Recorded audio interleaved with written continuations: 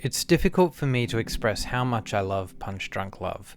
It's definitely wormed its way into my top 5 films, and it's my favourite romance film ever. It's just so astonishingly unique and full of personality and detail. An absolute masterpiece of refined craftsmanship. And although the Coen brothers' A Serious Man gives it a degree of competition, I don't think any film has ever been equal to Punch Drunk Love in depicting anxiety. Barry as a character is primarily defined by the way his anxiety, brought on at least partially by the emotionally abusive way he's treated by his sisters, holds him back in life and prevents him from achieving happiness, while causing him to sporadically lash out violently from the pressure, and how genuine love and being loved gives him the courage to take control of his own life and stand up for himself. This is a real empowerment movie if I ever saw one, without feeling cheap or unearned. And colour symbolism aside, it's no wonder fans have made the link to Barry being an analogy to Superman. But there are videos out there that talk about that. What I want to talk about right now is how the incredible writing, cinematography, blocking, acting and music in this film create the perfect feeling of a psychological pressure cooker, unless you live inside Barry's eccentric, disassociative, anxiety-ridden brain. To illustrate this, we're going to look at one of my favourite scenes, which starts as Barry realises that the phone sex line he's called is trying to extort him for money. We begin with Barry answering a phone call while getting ready to head off to work in a cool, wide, flat angle, looking through the hallway. The phone being in the foreground immediately makes it a looming presence as Barry is busy, obscured in the living room behind it. The camera is static while Barry talks on the phone in a mid-wide, and as Barry begins to be pressured, his body language changes as he becomes unable to stand still due to the uneasiness of the call, and the camera pushes in on him as he walks back, the dark walls on each side of the frame feeling oppressive, closing him in from each side. It feels like Barry is moving into a clearer space in order to feel less trapped, and he only stops when the table prevents him from moving back any further. While this is happening, the previous room tone of the scene is slowly replaced by the fade-in of the film's bizarre and unnerving score, with a dissonant sequence of digital-sounding beeps looping over and over again, evoking the rising internal tension. We then cut into Barry's warehouse, where the shot is intentionally overexposed, jolting the viewer, before bringing the exposure down to a more appropriate level. Anderson has chosen to light the scene inside the warehouse very minimally in this film, and to always have the large roller shutters wide open and blaring harsh, vivid sunlight onto the scene, blowing out the exteriors completely. This is not a peaceful place. This is where Barry has the most people to deal with, the most things that can go wrong, the most chaos. The music keeps up with strange whirs and zips that sound like sweeping, scratching a guitar string, just abstract and inconsistent sounds that keep the viewer from relaxing. The camera continues moving, not letting the scene emotionally sit still for a moment. Anderson makes sure the frame is always busy in some way, like how he keeps Barry's employees very actively moving in the reflection of the office window. It's an interesting choice to have such a large window on the office, as it can make things difficult for filming due to reflections. In fact, they do a great job with hiding the camera here, and I imagine there must be a large black cutter around that camera so that it's not visible when he closes the door. I imagine the choice was made so that while Barry could use his office as sort of a sanctuary, it would never fully protect him from the outside world. People constantly intrude, and he must be aware of what's going on outside, as we'll discuss shortly. But for a moment, Barry gets to seclude himself in his office in private to deal with the stress of the threat, and we get a tight tracking shot of him framed by the window frame and his harmonium. The stress is more internalized, but still always present. The music is steady. He tries to fix up and play the harmonium. By the end of this film, the harmonium becomes a symbol of Barry finding peace in his life, but at this stage, it's damaged, incomplete like him, and can only produce a few off-key notes. After cancelling his credit card over the phone, Barry seems somewhat restful, but as he looks outside, the music cues in a new shock to Barry's system, synchronizing his disturbed reaction to an unseen threat with increasingly loud and urgent metal drums. The camera zips along with Barry, who speedwalks while anxiously looking behind him, crowded out by a forest of plungers in the foreground, and the rising tension of the drums is burst as they disappear as Barry slips, leaving the existing layer of percussion underneath. Barry awkwardly and artificially poses himself, his arm resting on the harmonium, his finger on the key as if to calm his nerves. One aspect of John Bryan's score in this film is that it often uncomfortably blends the diegetic and non-diegetic elements of the score, not just the harmonium, but also with loud sudden sounds like the tape, the smashing mug, the plunger early in the film. Because the score incorporates non-traditionally musical percussive elements, you can never be totally sure if the sudden sound is part of the score or something going horribly wrong in the scene. As we see Lena and Barry's sister around the corner, we understand that he was running back to his office to avoid making an awkward impression on them, partially because he wants to impress Lena, and partially because he's afraid of giving his sister something to pick at. The camera, of course, stays constantly moving on the dolly track that runs along the axis of Barry's office door, and keeps things high energy by whip panning to him in a centered symmetrical shot right as Barry walks out. A planned, officious entrance for Barry, which is instantly rendered ineffective with his sister Elizabeth's immediate aggressive questioning of his fashion choice. Mary Lynn I don't know how to say this name. Mary Lynn Rajskub's performance here is great. She rattles off a prepared speech of bullshit explanations for why she's setting Barry up with Lena, and it's so obvious she barely cares about making it believable, just wanting to get it out of the way.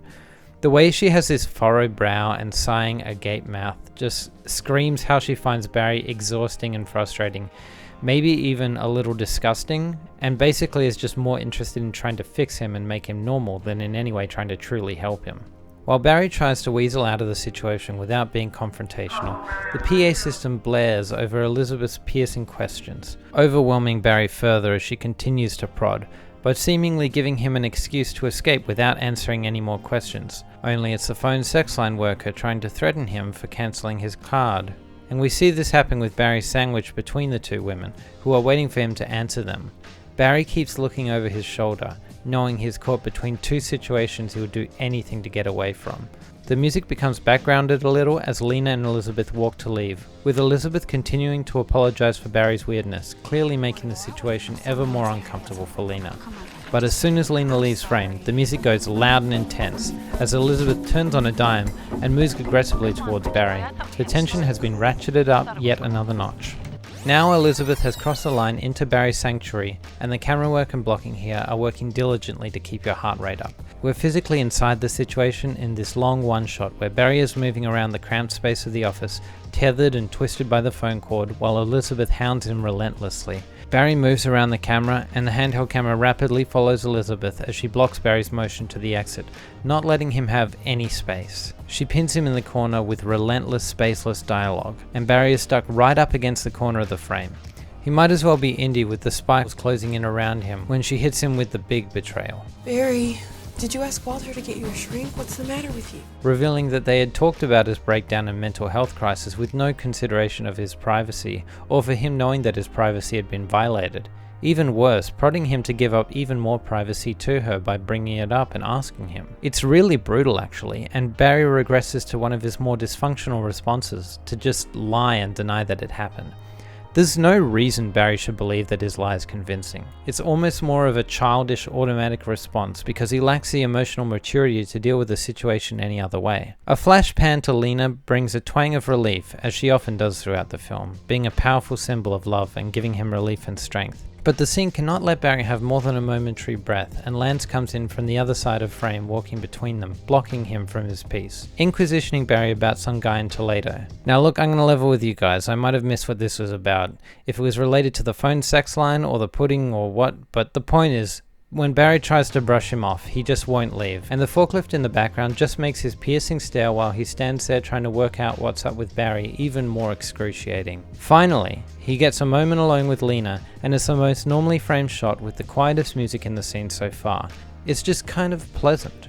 Only after 10 seconds, the sex line caller interrupts and we're back to fast moving camera. I really love this little shot actually, where Barry turns to give himself an illusion of privacy, and the camera slides close to his face, crossing the line of action while Lena simultaneously sits down.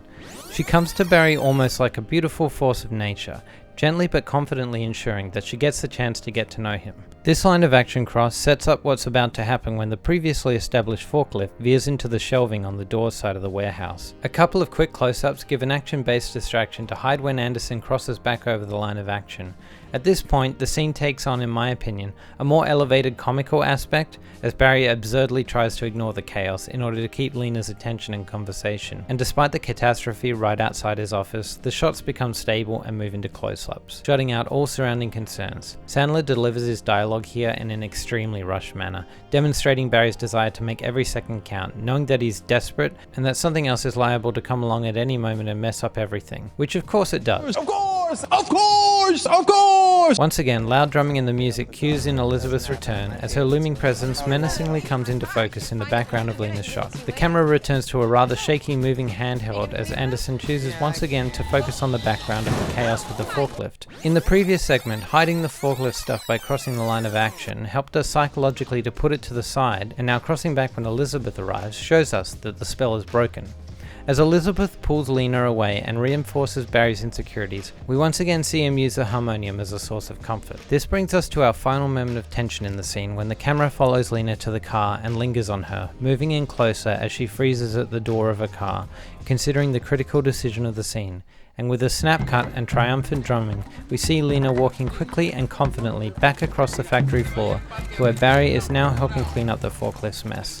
The music dissolves into a much more relaxed state, and it feels like, without the constant interruption and the overbearing score, they can finally speak more openly and begin to truly connect to each other, as Lena asks Barry on a date and he accepts.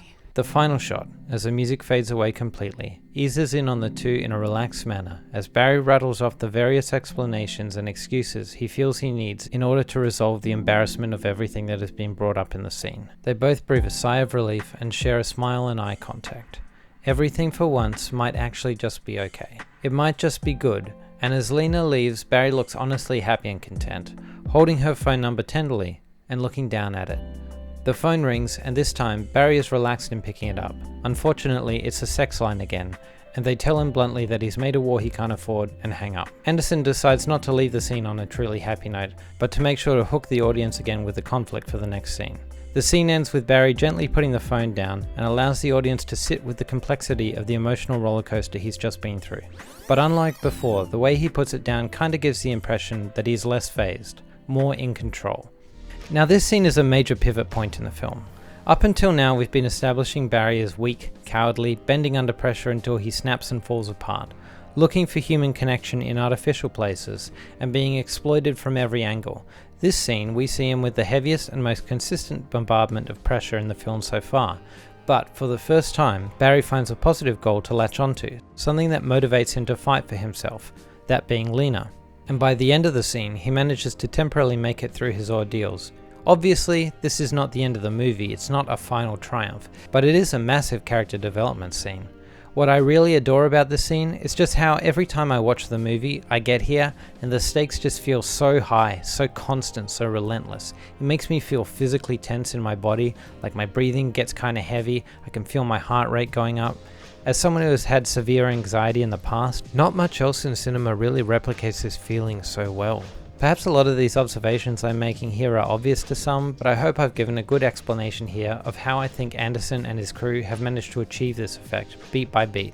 How he fills his scenes with little dips and hills of tension, while keeping the overall level extremely high. There's so much to appreciate about this movie, how Anderson makes every little moment so distinctive and evocative, even something like trying to find someone's apartment door. I love the way the phone sex line when he first calls subtly slips into using his real name instead of his fake one, and neither of them notice. I love how the car headlights warp and distort the shadow of Barry's attackers, and then his shadow on the wall as he runs, giving it almost a German expressionist vibe. I love how time is unnaturally extended in the several shots of the car spinning when Barry and Lena are hit. I love the way they timed the sun going down with the parade scene so that it would be just dark enough for the light in the phone booth to turn on as soon as Lena picks up. I love how they have an out of focus Lena following Barry in the early supermarket scene.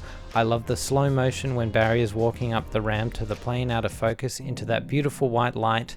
There's just so many beautiful little details that make this film bizarre, unique and magical. And there's really no other film quite like it. Like Barry, it has a personality all of its own, and that's why it holds a special place for me in the history of cinema. Thanks everyone for watching. If you enjoyed this, maybe like and subscribe.